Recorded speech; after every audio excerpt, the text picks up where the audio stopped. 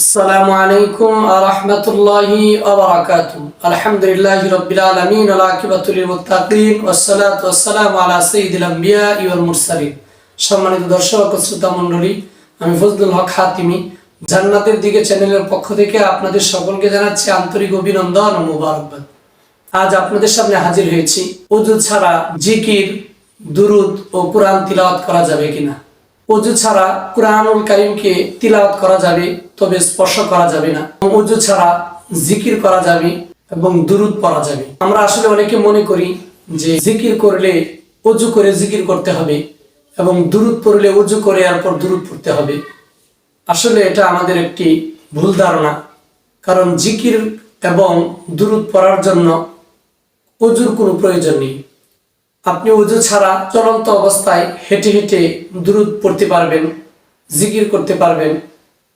রান্না বান্না করতেছে মা বোনেরা, রান্না বান্না করা অবস্থায় মা বোনেরা দুরুদ পড়তে পারবে, জিকির করতে পারবে এবং কুরআনুল কারীমকে স্পর্শ করা ছাড়া কুরআনুল কারীমও তিলাওয়াত করতে পারবে। বিভিন্ন সূরা, আয়াত ইত্যাদি তিলাওয়াত করতে পারবে এবং জিকির ও দুরুদ পড়তে পারবে।